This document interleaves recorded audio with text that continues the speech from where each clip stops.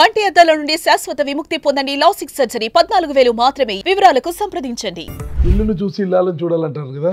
ఇప్పుడు ఇక్కడైతే మనము చెల్ల కుటుంబానికి చెందిన చెల్లా శ్రీలక్ష్మి రెడ్డి గారు చెల్లా వారసులు ఎవరైతే ఉన్నారో వారందరూ కలిసి ఇక్కడ ఉంటున్న ఇల్లును మనం చూసాము కదా. ఎలా ఉన్నారు ఇంట్లో, ఏంటి, ఎంత సంతోషంగా ఉన్నారని చూసాము.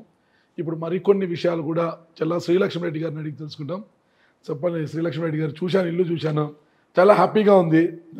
బయట బ్రాండే చెల్లా అనేది అసలుకి లోపలికి వస్తుంటే ఆ బ్రాండ్ అలాగే కనిపిస్తుంది. ఇప్పుడు ఇంట గెలిచి రచ్చ గెలవాలి అంటుంటారు అనమాట.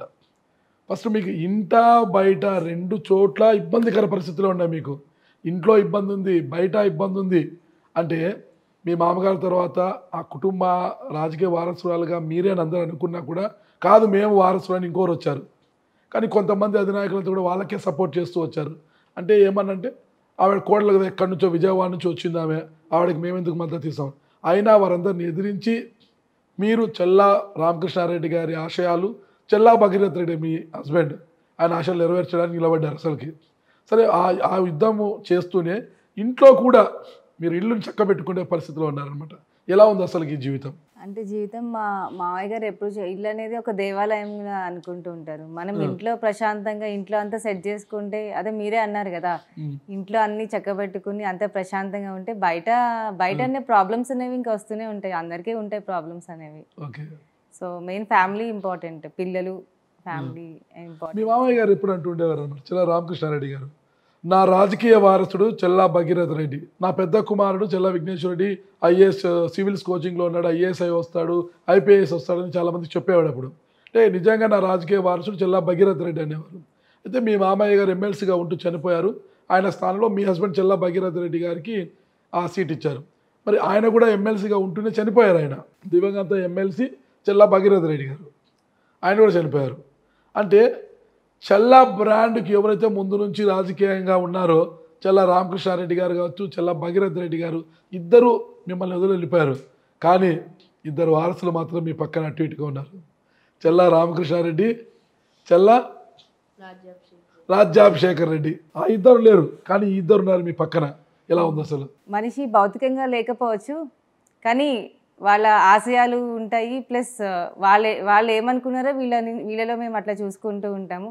సో ఫ్యూచర్లో వాళ్ళు ఎట్లా ఉన్నారో సపోర్టివ్గా వీళ్ళిద్దరు నాకు అట్లనే ఉన్నారు. అంటే వీళ్ళిద్దరు లేకపోతే నేను ఇంత స్ట్రాంగ్గా ఉండేదాన్ని కాదేమో అనుకుంటాను. అంటే మా చిన్నపిల్లలు ఏం తెలిసిన వాళ్ళకి అందరూ అనుకుంటారు, but they are my strong kids, supporters. మీరు స్ట్రాంగ్ కిడ్స్ అంటున్నారు కాబట్టి వాళ్ళు అర్థం చేసుకుంటారనే ఉద్దేశంతో ఒక ప్రశ్న అడుగుతున్నా. మామూలుగా సమాజంలో ఎలా అయిపోతుందంటే, భర్త చనిపోతే ఇంకా అన్నీ అయిపోయాయి, నాకు ఇంక ఏం లేదు, నా భర్తే పోయినాడు, ఇంకా నాకు ఏం మిగిలింది అనే అనుకునే మహిళల్ని చూసి జీవితమే వ్యర్థం అనుకునే వాళ్ళని చూసాము. కానీ మీరు ఎక్కడ అలా కుంగిపోలేదు, చాలా స్ట్రాంగ్గా ఉన్నారు, స్ట్రాంగ్ కిడ్స్ మీ పక్క ఉన్నారు. ఇంకొక కోణం, ఒకవేళ జరగరానిది జరిగితే, భార్య చనిపోతే భర్త వెంటనే రెండో పెళ్లి చేసుకుంటాడు, ఏడాది అయిపోతే రెండో పెళ్లి చేసుకొని మళ్ళీ తన లైఫ్ తను లీడ్ చేస్తాడు.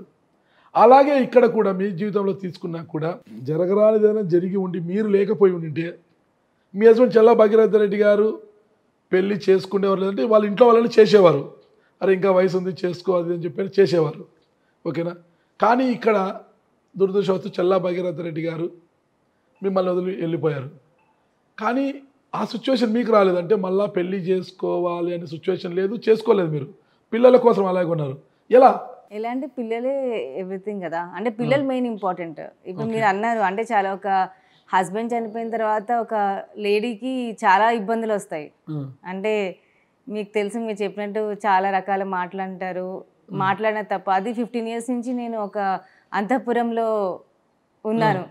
సో బయటకు వచ్చినాక చాలా మాటలు అంటారు. ఇప్పుడు నాకు పిల్లలు అనేవి main important, they are my life. అంటే పిల్లలు లేదే నేను లేను, they are my life. Even బగ్గీ కూడా అట్లానే, he was my better half. అట్లా అన్నప్పుడు బెటర్ హాఫ్ అన్నప్పుడు ఆయన లేరు. సో ఆయన ఉన్నప్పుడు పిల్లల్ని ఎంత బాగా చూసుకునే వాళ్ళు, ఎట్లా ఉండేవాళ్ళు అనేది నాకు తెలుసు. ఇప్పుడు ఫాదర్ అయినా మదర్ అయినా నేనే కదా. సో ఏదో నేను నా స్వార్థం కోసం నేను వెళ్ళిపోయి, అది నేను నా కళలో కూడా ఊహించుకోలేను. Because they are my life, అంతే.